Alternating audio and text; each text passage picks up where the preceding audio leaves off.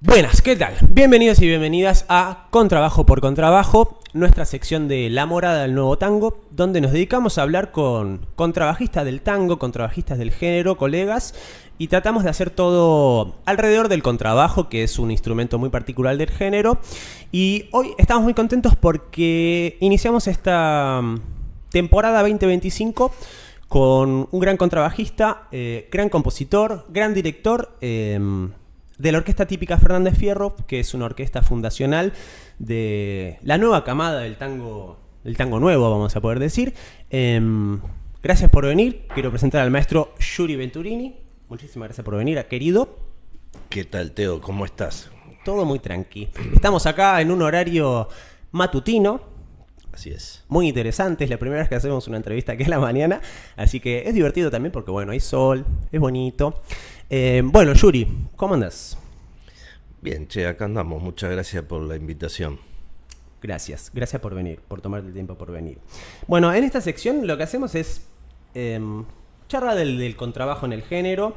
Hay otros lugares donde se puede hablar de la música, de la Fernández Fierro y un montón de cosas, pero acá tratamos de que sea más específico de nuestro instrumento. Así que... no sabía que íbamos a hablar de eso. Vamos a hablar cosas de contrabajistas. Bueno. Sí, se puede mezclar con un poco de lo otro, pero la idea es hablar de nuestro instrumento, que es lo primordial. Así que bueno, ¿cómo arrancaste con el contrabajo? ¿Cómo te llegó? ¿Cómo vino? Mirá, yo arranqué tocando el bajo eléctrico a los 15 años. Con ganas de tocar rock, te hablo del año 89. Y bueno, ahí comencé a tocar el eléctrico en bandas y a estudiar. Y bueno, después ya ingresado en la EMPA en Avellaneda, que entré en el 92.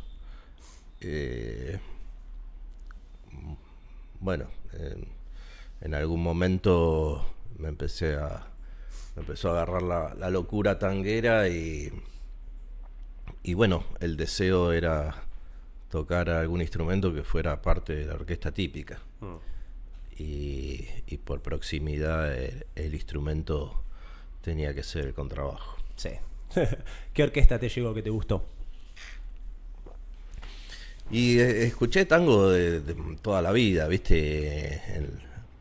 En casa siempre estuvo puesta la AM con grandes difusores, la REA, Carrizo. Así que bueno, después por la mía... la verdad que las orquestas del siglo pasado las escuché todas y mucho. Siempre me gustó mucho D'Arienzo, Di Sarli, Pugliese, Troilo. Sí. En fin. Y bueno, no sé, me perdí. ¿Qué más? ¿Cómo llegaste al primer contrabajo? ¿Vos estudiaste con Buono en la EMPA? Sí. ¿Con Daniel Buono? Bueno, sí, creo que fue él. Claro, porque yo ya cursaba con él bajo eléctrico, tango. Y bueno, me pasó el contacto de Sergio Rivas, que estaba vendiendo un contrabajo, que te comentaba antes. Sí. Un Baseto. Y bueno, hablé con él. Mi vieja muy gentilmente me lo compró. En el Teatro Cervantes. Sí.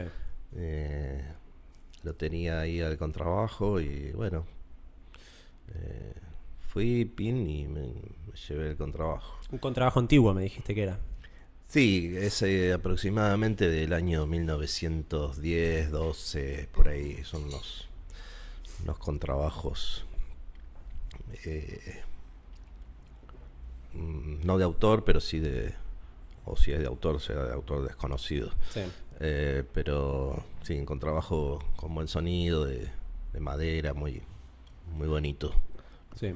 ¿Y te lo llevaste y cómo fue que empezaste a intentar investigar el instrumento, el arco, que es una cosa complicada? No, al toque salí de ahí, pasé por Vendoma, me compré el arco más barato que encontré. Sí.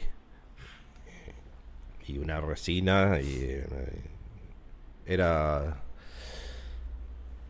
sería más o menos noviembre, diciembre del, no sé, 94. Sí.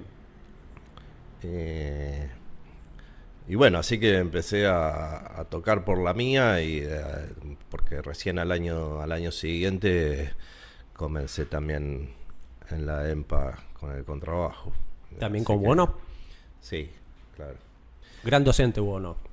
Sí, sí, muy, muy, muy, muy organizado, muy, muy bueno, muy Sí. bueno, sí.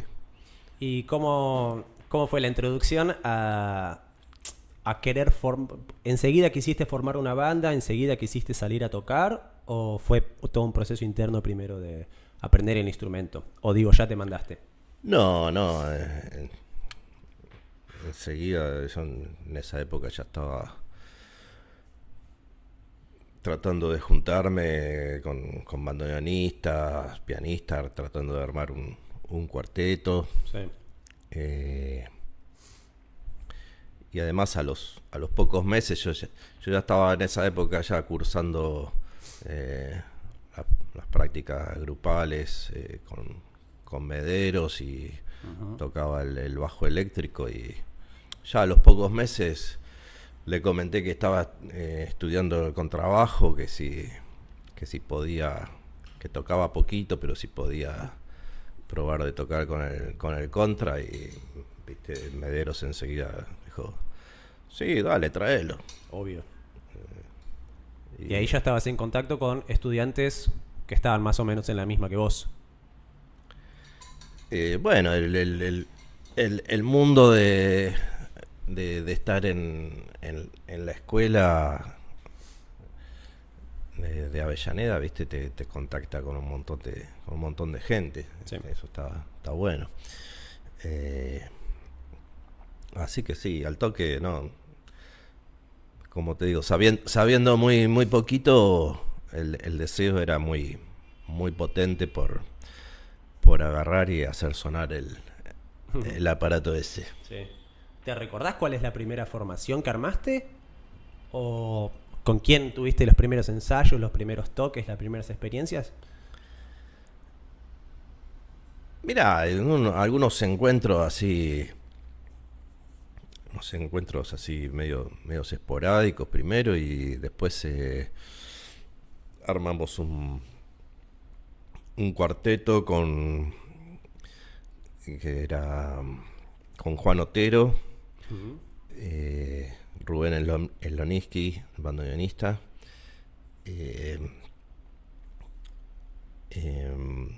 yo con el contrabajo. Era chamullo milonguero y era guitarra, bandoneón, voz y contrabajo. Sí. Y ahí también paralelamente ya empezamos a armar la branca, ¿viste? Sí. ¿Y el chamullo milonguero, hacían tango milonguero o una mezcla de cosas? No, hacíamos mayormente temas cantados y algunos instrumentales. Sí. Nos fuimos de gira a España. De gira nos fuimos porque había un lugar donde parar y fuimos. Sí. Tocábamos en la Rambla de Barcelona y esas cosas. Pero ahí fui con el bajo eléctrico. Ah, ok. Sí, alternaba los dos. Sí. Y bueno, esas cosas del pasado. ¿Y cómo era, hablando del pasado, cómo era la información tanguera? O sea, ¿cómo es que aprendían más allá de sus maestros? ¿Cómo era, quiénes que sabían los tangos, cómo se sabían las marcas, cómo se aprendía eso? Mira, yo a los 19 años me obsesioné mucho con el género y eh, encontré un programa de radio que estaba en una radio de Lanús que se llamaba Orquestas de mi ciudad, que estaba de 12 a 3 de la mañana. Qué horario. Y lo conducía un señor que había sido cantante de tango, que Sí. no recuerdo el nombre, lamentablemente. Y era muy didáctico porque hacían todas orquestas del 40 y de los años 40 y 50 y 60 también. Era muy didáctico porque cada bloque eran tres tangos por una orquesta distinta. Entonces el tipo presentaba, decía, vamos a escuchar orquesta de Aníbal Troilo, vamos a escuchar Yuyo Verde de Federico y Espósito cantando Floreal Ruiz. Y así de cada tema anunciaba todo completo. Y cuando terminaba la tanda de los tres temas, lo volvía. Acabamos de escuchar esto y aquello. Sí. Y bueno, yo con un Walkman, porque claro, compartía habitación con mi hermano y no podía molestar a esas horas, con Walkman y auriculares y un buen cargamento de TDK de 60, me empecé a armar, grababa los programas y después en un doble casetera iba compilando, armándome álbumes, podríamos decir, Sí. de cada orquesta. Y a la vez en una carpeta iba tomando nota de todos los autores, cantantes, todo, ¿viste? Entonces después volcaba toda esa info en los cassettes. Y de escucharlo, de copiarlo y todo eso, ¿viste? Más que a esa edad todavía uno tiene la cabeza bastante fresca. Sí. Me fue quedando toda esa data de orquestas, autores, títulos, compositores, Sí. bastante fijada, ¿viste? Entonces, bueno, sí, ahí escuché mucho y aprendí mucho. Yo creo que lo de cómo me decías cómo buscar el toque o esas Claro. cosas. Y a mí me parece que hay que tener todo eso muy presente, ¿viste? Muy en la cabeza y entonces después la idea es que suene como lo que vos tenés en la cabeza. Sí. Y no había en ese momento ni mucho para ir a ver en vivo, ni tampoco, mucho menos, había material fílmico. Sí. No existía ni YouTube ni nada. Así que había que un poco tener muy presente el sonido que uno deseaba en la cabeza para poder reproducirlo. Sí. Toqué mucho arriba de los discos. Y bueno, así hasta que uno cuando dejas de molestar arriba de la grabación es porque vas bien. Sí. Y bueno, después después tanto con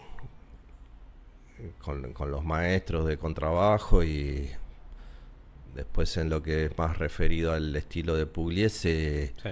ahí en las clases de Mederos iba como oyente Fernando Romano, que había sido contrabajista de Pugliese en la época que tocaba Mederos. Sí. Y bueno, uno de estos primeros ensayos de la práctica, donde yo llevé el contrabajo y íbamos a tocar la yumba y Mederos le dijo: Fernando, mostrale un poquito cómo es. Y bueno, agarró el contrabajo, lo sacudió para todos lados. Lo que más me impresionó primero fue cuando le agarró el arco mío y la resina, y cuando le pasó la resina le hizo un sendero de medio centímetro al pote de Niemann. Sí. Y ya eso ya me impresionó. Y después cuando empezó a sacudir el contrabajo para todos lados, bueno, dije, bueno, parece que es así la cuestión. Sí. No se rompe tan fácil, entonces. Ok. ¿Vos hiciste, digo, el estudio formal, entre comillas, del instrumento? Las obras clásicas y todo el estudio académico, digamos. Sí, hasta cierto punto, sí. Los billets, sonatas y esas cosas. Sí. Así que, y sí, hemos pasado por eso. Hay que hacerlo. Sí. Hay que hacerlo, porque a mí me pasó lo mismo de agarrar el contrabajo y salir a tocar, digamos, pronto, a los pocos meses, porque yo siento que con el tango en el contrabajo, con pocas herramientas podés salir a tocar. Entonces medio que dejé de lado un poco el estudio formal. Pero me parece que hay que hacer las dos como para entender las dinámicas del instrumento, para después apostarlas al tango, ¿o no? Sí, por supuesto. Todos los instrumentos, la voz, todo hay que estudiarlo para poder tener la técnica suficiente para poder hacer lo que uno quiere de la mejor manera. Sí. Bueno, primeros años de Fernández Branca. Fernández Branca, ¿no? Sí. Formación de la orquesta. ¿Cómo fue? Sobre los pianistas quería preguntarte un poco. ¿Cómo es la relación del contrabajo con el piano en las formaciones grandes, sobre todo en la orquesta típica? ¿Qué es lo que buscas o lo que tratás de emparentar con un pianista? Que es la base, digamos, para quien no sabe en el tango, la base de la orquesta es el piano y el contrabajo, que funcionan como una unidad, tocan más o menos parecido. ¿Cómo fue la relación de buscar un sonido con un pianista? Bueno, sí, eso es una especie de complemento, ¿no? Digamos que a nivel notas, claro, la mano izquierda del piano y el contrabajo suelen hacer lo mismo pero distinto. El piano tiene toda una cosa del uso del pedal, de poner más o menos sonido en los tiempos débiles. Te estoy hablando, ¿no?, de lo que es el acompañamiento, la yumba. Sí. Toda esa cuestión de las intensidades que el pianista tiene que ir percibiendo, qué sé yo, y yo como director a veces, qué sé yo, tantos años que toqué con Santiago Botiroli, Sí. era muy, nos entendíamos muy bien, y con una mirada él ya se daba cuenta lo que le estaba pidiendo, si es que ya si no se había dado cuenta solo. Sí. Que solía pasar. Sí, es un complemento. Un trabajo como día de vuelta. Yo siento que aprendí mucho tocando con pianistas cómo tocar el contrabajo. Como imitando, ¿no? Sí, qué sé yo, hay que lograr una unidad, y bueno, percibir que si uno escucharse, siempre recuerdo a Juancho Farías Gómez ahí en las clases en la escuela, pues también hacía folclore. Una vez dijo, si están tocando y no escuchan al de al lado, seguramente están tocando mal. Sí. Así que pasa por ahí, tan sencillo y tan complejo como eso. Sí. Y como la búsqueda del sonido que tenés ahora, con el tema de la distorsión y el equipo de bajo que también usás, ¿eso fue algo que desarrollaste con los años? Porque al principio era contrabajo digamos, tradicional. ¿Y cómo fue esa búsqueda hacia este sonido que tenés hoy? Bueno, sí, en un momento me cansé un poco del asunto de depender del monitor y un sonidista de tener que decir subime, bajame, más grave, más agudo. Entonces ahí dije, bueno, me voy a enchufar en un amplificador porque realmente fue... La primera situación fue esa, dejar de depender de alguien de afuera Sí. para, para escucharse. Sí. Y bueno, estaba un poco en esa situación y cuando estábamos en proceso de grabación del disco Tix en el año 12 fue. Bueno, veníamos hablando con Tito Fargo, que fue finalmente el productor de ese disco. Y bueno, primero estuvimos charlando un poco sobre la función del contrabajo en la orquesta, en la Fierro. Y yo le comentaba que era un poco como ser el baterista del grupo, ¿viste? Él es rockero y entonces a veces había que hacer ciertas analogías como para entendernos. Sí. Y bueno, a él se le ocurrió esta cuestión de que sumando al equipo que venía usando yo, sin ningún tipo de proceso, sumar otro amplificador con distorsión. Sí. Y bueno, hicimos una prueba ahí en un día nos juntamos ahí en el CAF y también yo me había comprado un equipo que lo sigo usando, un Gallien-Kruger, un backline que es un ampli que tiene en canal overdrive y tiene también un booster. Sí.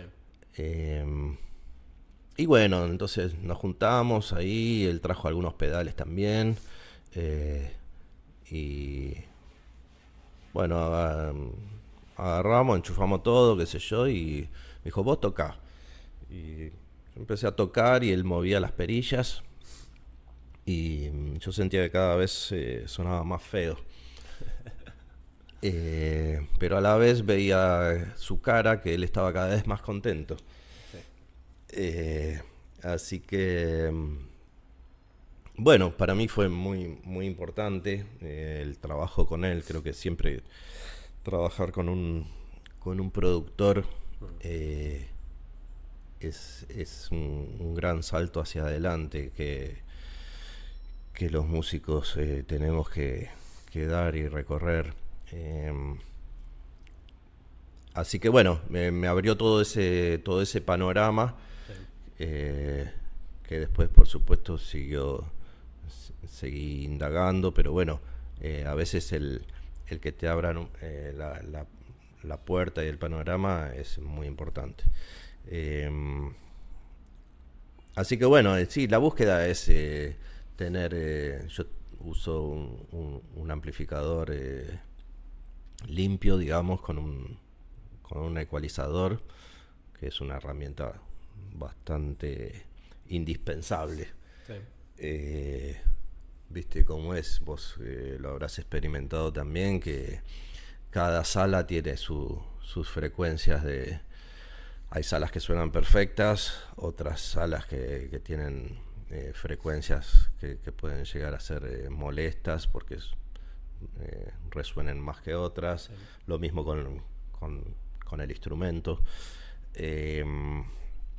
Así que uso un ecualizador de 10 bandas ahí antes del amplificador limpio y después el otro ampli con distorsión que le suma golpe y un grano de aspereza, y que en cierta forma el contrabajo con el arco tiene esa cosa que raspa, y eso con la distorsión se potencia muy bien. Eso es un sonido que ya quedó establecido. Hace 10 años y ya quedó el sonido tuyo. Bueno, de esa experiencia de la grabación de Tix, que ya fue en el año 12, sí, después uno va puliendo y buscando más cosas, ¿viste? Pero medio que para lo que hago está... Sí, hoy en día enchufo y ya nada. Tu sonido. Ya está. ¿Usás cuerdas de tripa o cuerdas de metal? ¿O una mezcla? Uso cuerdas de tripa. La cuarta es de metal porque no existe cuarta de tripa. Sí, eso ya hace desde siempre. Ya el primer disco de La Fierro creo que grabé la mitad del disco con cuerda de acero y la otra mitad con cuerda de tripa. ¿Qué te gusta de la cuerda de tripa? El agarre es totalmente superior a lo que es la cuerda de acero. ¿Es más gruesa la cuerda? Es más gruesa y es más porosa, si se quiere. Y el arco se agarra mucho más y, bueno, para tocar la yumba es casi una demanda excluyente. Sí, viste, cuerda de acero te agarra un día de 30 grados y ya tocas medio tema y olvídate. ¿Qué es lo que te atrapa del sonido de Pugliese, de la yumba? ¿Qué es lo que te movilizó? ¿Vos tenés un pasado rockero? ¿Quién no? Sí, en otra época sí. Bueno, sí, por una cuestión generacional he crecido con esa música. Sí. Si hablamos me preguntás de Pugliese sobre este aspecto en particular de la yumba. Claro, la yumba, el sonido del instrumento. Mirá, me parece lo que más me resulta... lo que me resulta más interesante es el despojo de toda esa cosa de ir paseando por la armonía, lo que sería el bajo caminante, podríamos decir. ¿Para qué andar desplegando el arpegio en el bajo? Entonces esa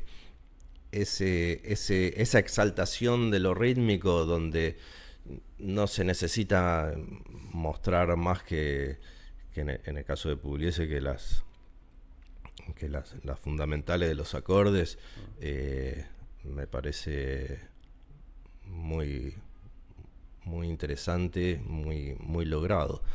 Y bueno, después llevándolo un poco todavía más al extremo, he dejado de cambiar de fundamentales en los acordes, y la armonía en La Fierro pasa por otro lado. Se puede, entonces es como todavía exaltar un poco más el aspecto rítmico, y ¿para qué voy a estar moviéndome por la armonía si hay toda una orquesta dispuesta a sostener armónicamente lo que está pasando? Sí. Y puede ser que, mantener la misma nota pedal, el ritmo, se genera como todo un swing que va caminando a través de los acentos. Quiero decir, no es que hay cambiando, no hay paradas, no hay cambios de armonía, sino que es la misma nota repetida. ¿Hay un caminar ahí que también has desarrollado, que has encontrado? ¿Cómo sería si hay un Y corner? como un batero que toca todo simple, pero que se va moviendo el swing dentro de lo mismo. ¿Se entiende la pregunta? Sí, una misma nota no se toca de una misma manera, depende de lo que esté pasando en determinados momentos del tema. Por momentos, lo mismo que te decía antes del piano, por momentos se toca más seco, o, o con más 2 y 4. Sí, no es siempre lo mismo. Y por otra parte, cuando deja de ocurrir esa nota pedal, también se abre todo un panorama que si cambia todo el tiempo no sería tan llamativo, lo cual a la obra le puede hacer bien. Sí. Los primeros discos de La Fierro son arreglos de tangos tradicionales, ¿o no? Sí, en general sí. Y eso tiene otra forma de tocar el contrabajo a lo que venías desarrollando, digamos, a partir de Tics, que es como la distorsión con la nota pedal y todo eso. Entonces hubo un cambio, digamos, contrabajístico en la parte de... porque tocando Rolando Goni, los arreglos que tienen de todo eso, tiene líneas de bajo, tiene movimientos, entonces yo pienso que son dos momentos distintos de la orquesta, cuando hacían los tangos clásicos y después cuando empezaron con, digamos, capaz que las composiciones propias estaban llevados más para ese lado. Sí, el tema de la nota pedal surgió un poco cuando hice el arreglo de las luces del estadio, que está mixturado con Buenos Aires Hora Cero de Piazzolla. Y claro, ya en la versión de Piazzolla de Buenos Aires Hora Cero, el bajo, si bien camina sobre el La menor y el Fa sostenido menor, ¿no? Porque tiene esa modulación interna. Pero la armonía, esa armonía modal que tiene, se mueve siempre sobre ese acorde. Sí. Entonces, bueno, eso trasladado al acompañamiento a la yumba fue quedarse en el La y que la armonía pase por otro lado. Sí. Medio que surgió a partir del arreglo ese. Y sí, bueno, y después como toda estética en desarrollo fue uno va optando por cuáles son los elementos que te resultan más atractivos, más interesantes, y bueno, pasó por ahí. Sí. ¿Siempre tuviste la intención de arreglar? ¿Siempre te interesó arreglar, escribir música? Sí, la verdad que sí, desde un principio. Sí, aún... sí, porque me interesa mucho el trabajo creativo en cualquier situación, ¿viste? Desde lo que es el juego infantil hasta si hay que hacer un arreglo en casa. Sí. Me resulta muy atractivo y muy satisfactorio todo lo que es construir. Sí. ¿Dónde estudiaste, digamos, teoría musical? ¿En la EMPA o estudiaste afuera composición? Mira, yo soy egresado de la EMPA, pero la verdad que lo que más aprendí fue haciendo. Sí, por tu cuenta. Sí, después por supuesto uno, bueno, se lee libros de armonía, de contrapunto, pero trabajando con compañeros, pero la verdad que el hacer es lo primordial, me parece. Sí. ¿Tocas algo de piano? ¿Sabes algo de piano? Poquito, pero lo uso para escribir, sí. Sí. ¿Cuál fue el primer arreglo que hiciste de un tango? ¿Te acordás? Ay, no sé. Más o menos. Si te acordás de algo.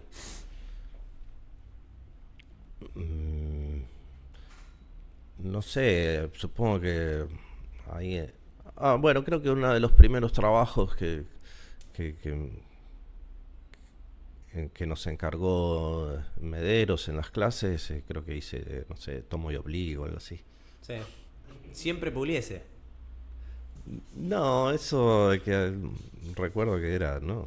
Era más troileano seguramente. Y ahora, el último disco de La Fierro, Basta, es cantado. El Yuri cantado ahora. ¿Cómo es ahora? ¿Son composiciones también de La Fierro o también tiene arreglos de otros tangos? Bueno, el disco hay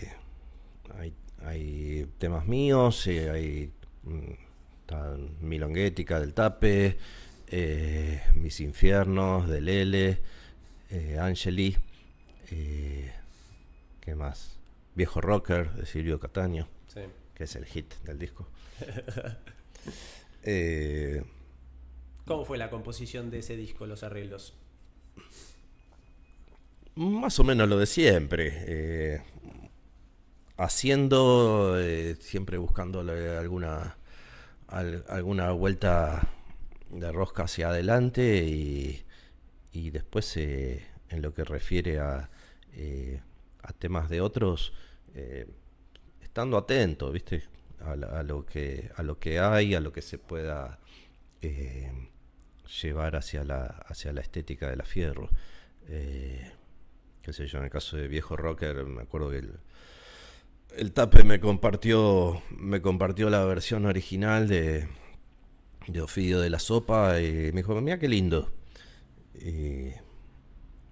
Y bueno, sí. Y después el proceso es siempre tenerlo mucho, masticarlo mucho en la cabeza hasta antes de empezar a meter los dedos en el piano y el lápiz en el papel. Sí. Y digo, los ensayos en La Fierro, vos ya vas, ahora es una orquesta que ya tiene, bueno, más de 20 años, ya hay un sonido establecido.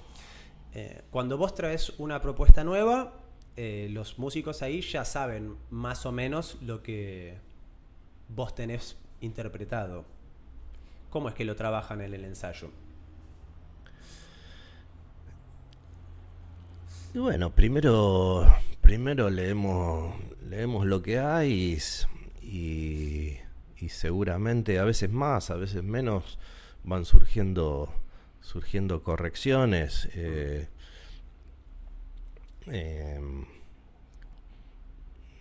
Tanto en el toque como a veces incluso en la partitura. Este compás lo sacamos, vamos a repetir este compás 2 veces, que el pedal en la cuerda, en vez de arrancar ahí donde está escrito, vamos a arrancar un compasante creyendo, qué sé yo. A ver, Manu, eso que está en la izquierda, pasarlo a la derecha, o está solo en la izquierda, sumale la derecha, o eso que está en la derecha, sumale en la izquierda tal cosa. Hay lugar para... Se va puliendo en pos de lo que va, de las necesidades que vayan surgiendo. Lo más importante, creo yo, es siempre percibir cuando algo no funciona bien o cuando algo puede funcionar mejor. Creo que para poder resolver cualquier situación hay que percibir si hay un problema, ¿no? Si tenés un problema con el alcohol pero no te das cuenta y no lo vas a poder resolver. Hablando de problemas, necesito ir al baño. Vaya. Pausa y seguimos. Puedo resolver. Claro. Bien, Yuri, bien. Y el problema es ir al baño. Cuando quieras, Teo. ¿Estamos acá? ¿Estamos en vivo? Bueno, vamos a ir cerrando, que nos quedan los últimos minutitos de la entrevista. ¿Siguen haciendo el ciclo todos los miércoles en el CAF? Justo No, que venía- Teo, ¿a dónde fuiste? A calentar el agua. Te perdiste, justo le hice la misma pregunta, Teo. Ah, bueno, pero estaba fuera del aire. No, estamos haciendo algunos, por el momento, acabamos de estrenar pianista. Ajá. Joaquín Alemán, un jovencito de 21 años. Así que realmente gran admiración a este nuevo compañero. Porque, Sí. bueno, a tan corta edad, muy gran músico, muy solvente, gran pianista. Entonces un poquito por eso estuvimos, 3 semanas abocados a trabajar para su incorporación. Y no, estamos haciendo algunos sábados ahora. Vamos a hacer ahora sí vamos a tocar el miércoles 30, que al otro día es feriado. Sí. Pero bueno, dosificando también un poco porque estábamos charlando con Lucho que no hay un mango en la calle y está muy difícil sostener un ciclo. Vamos a ver si, supongo que más para lo que es ya junio y julio, a ver si lo podemos retomar. Y están presentando el disco Basta, que salió 2024. Sí, en septiembre se publicó. Septiembre de 2024. Calculo que seguirán este año presentándolo también. Bueno, con esto de la incorporación del nuevo pianista, hay todo un trabajo del repertorio que tienen que asimilar y todo eso, ¿no? Sí, ya debutó, así que ya vamos a seguramente ir puliendo algunas cositas, pero ya el 12 de abril hicimos su fecha debut. Así que... 21 anitos, es un niño. ¿Cómo llegó el Y contacto? tiene menos años que la orquesta. ¡Wow! Claro. ¿Cómo lo conociste a él? Mira, Manu le preguntó a Agustín Guerrero, que él toca en el quinteto también, si tenía, él tiene muchos alumnos, a ver si tenía alguno para recomendarnos. Digo, sí, es un pibe que me parece que va a andar bien para la Fierro, y bueno, ahí está. Qué interesante, ¿eh? Porque es una brecha generacional grande. No digo que 21 anitos es chiquito. Podría ser mi hijo. Podría ser tu hijo. Claro.